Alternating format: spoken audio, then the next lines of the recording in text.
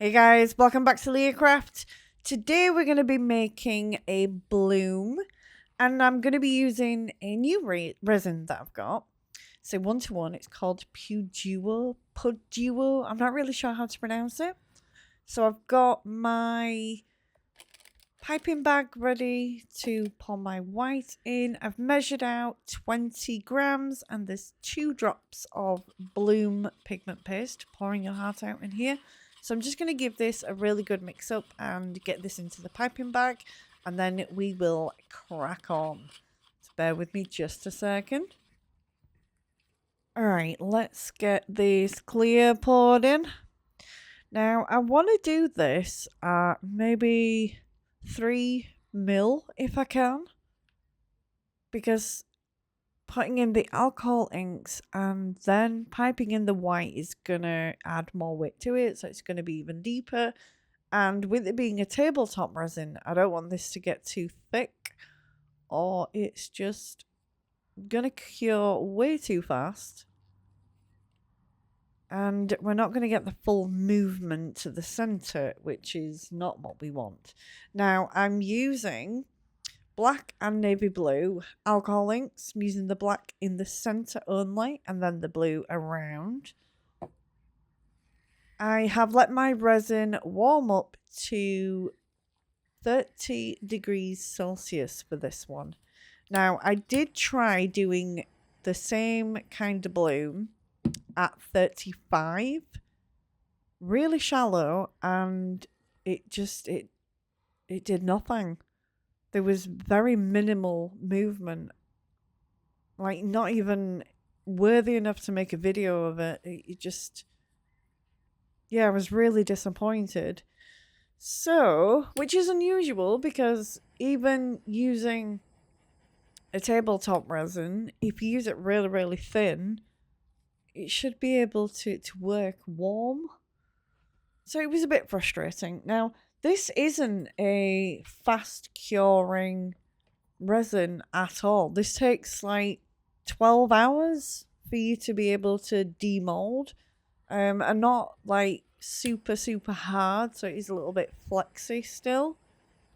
So it was a little bit off putting, a little bit stressful, but you know, it's one of those things, trial and error.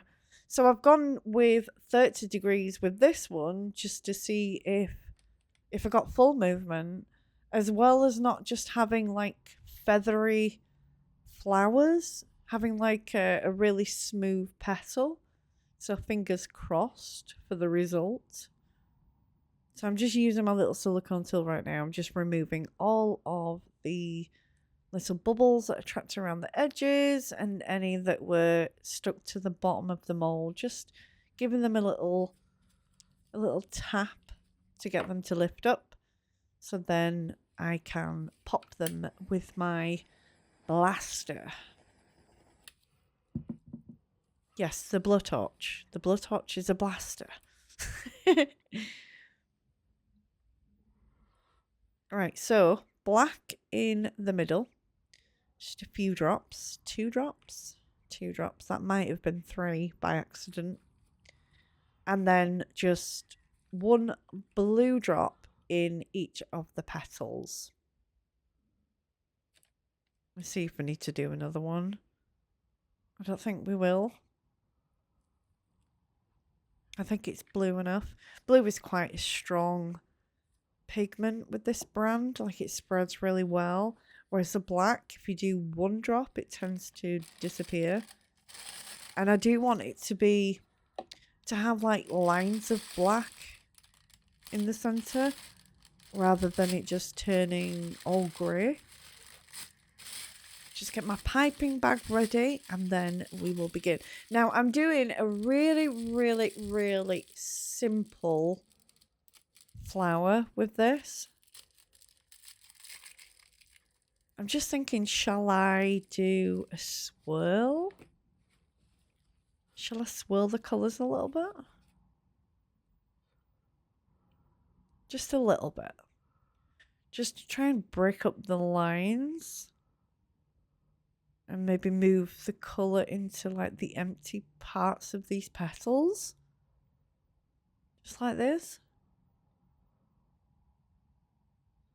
Just so there's a bit of colour everywhere, really. That black looks a bit off. Get rid of these harsh lines. Alright, so I'm going to do really simple pattern. And I'm just going to follow the shape of the mold. Nothing special. And I'm just going to do two lines. 2 rows, I guess, of piping. So the first one, I'm going to follow it around from the edge. As close as I can. Like this. Back to the center and then back out for the next petal. Try not to stop. Just do like a smooth transition from petal to petal. So I'm not getting blobs that are appearing on the other side because I am kind of overlapping a bit in the center. But we're going to swirl that anyway, so we should be okay. Do just a solid roundish petal.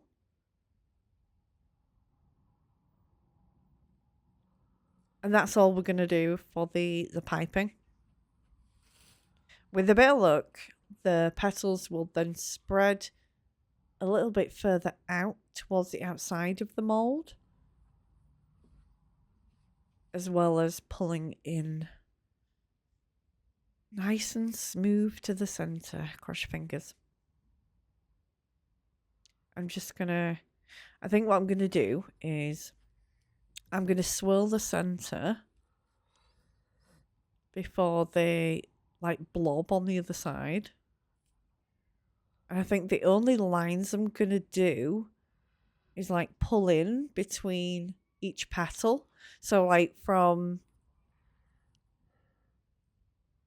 the outside to center, just to define these petals a little bit more.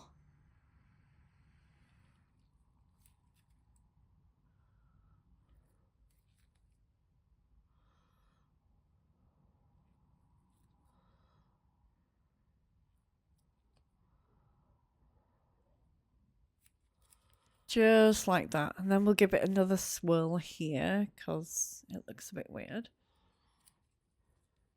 Alright, and I think I'm just going to leave it there. I'm not going to add any bits to the center. I just want to kind of leave it to do its thing and see what happens. I am getting movement already, so that's making me happy. So yeah, we'll see how it goes. And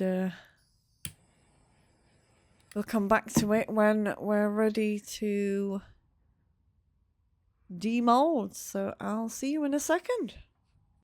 Alright, so I did also put on a backing as well. I asked in the crafty group I'm in for suggestions. And one lovely lady, Epoxylicious, oh my gosh, Epoxylicious by Leanne. She suggested an orange, so I have gone with an orange. It